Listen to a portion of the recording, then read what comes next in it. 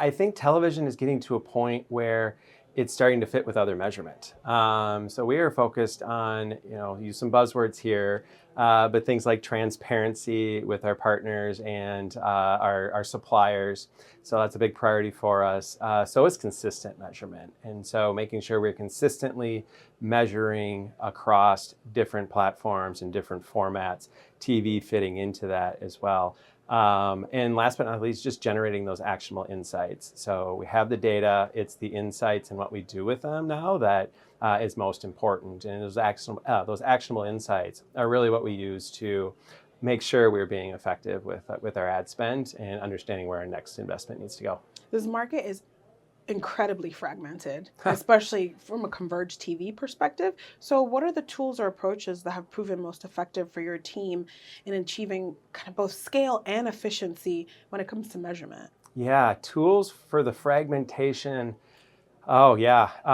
Well, it's not just TV that's fragmented. Again, it's all of marketing measurement seems to be fragmented. And I'll first say I'm a fan of IAB's measurement standardization.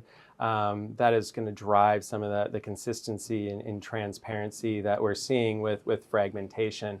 But from a tool perspective, I'm really excited where TV is nowadays. We do have household and individual level data. Go back 10 years, it was all about reach and the ratings points.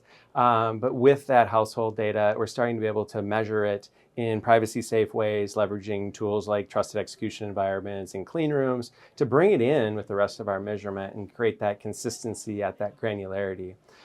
Internally at the Home Depot, we just launched our own self-service advertising platform for Orange Apron called Orange Access. That is creating a lot of efficiencies and effectiveness for our internal teams as well as our suppliers. It's very effective because we provide all the data cross-platform, cross-formats for our internal teams and our suppliers to understand and track their metrics and their marketing dollars. And then it's very efficient because they're able to get in there and get access to the data. It's all brought together, curated on the back end with easy access and a self-serve tool. Shifting gears a little bit, we could talk about programmatic TV, and with the rise of programmatic TV, how is the Home Depot balancing automation with the need for personalized, performance-driven campaigns? Yeah. Oh, great question. How are we balancing automation and personalization? Well, personalization is such a priority for us at the Home Depot.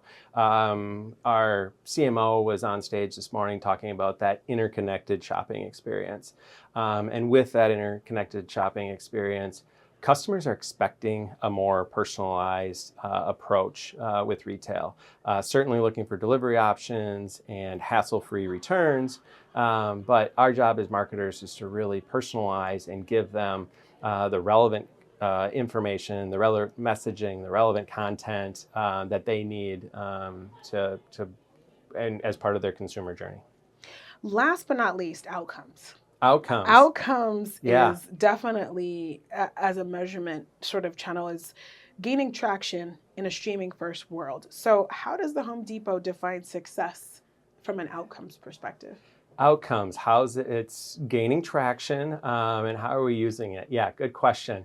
First of all, as someone who's been in measurement for like 15 years, I'm surprised we're talking about outcomes, right?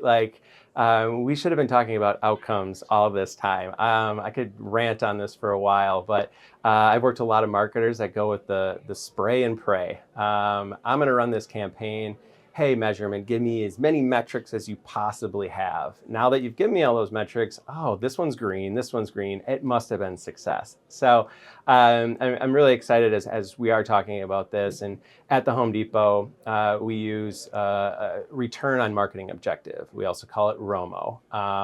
And that is getting us up front in the planning and strategies, having conversations about what we're trying to do with marketing. And then we will come back with a measurement plan, a learning plan that we can use the right metrics to optimize and make sure we're successful at the end of the day. And we did drive the outcomes we intended to, regardless of what they are. Most of the time they're sales, but it could be acquisition, it could be upper funnel. There's a lot of different things we try and do with marketing.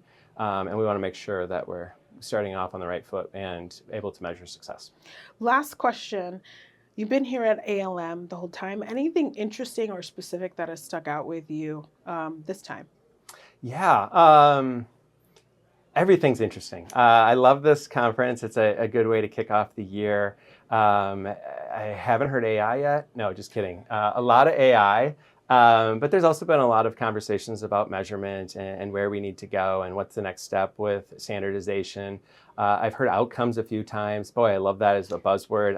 I'm surprised that that's still going on. But everyone's here. It's a great conference. All the brands coming from retail. A lot of my former colleagues are here too.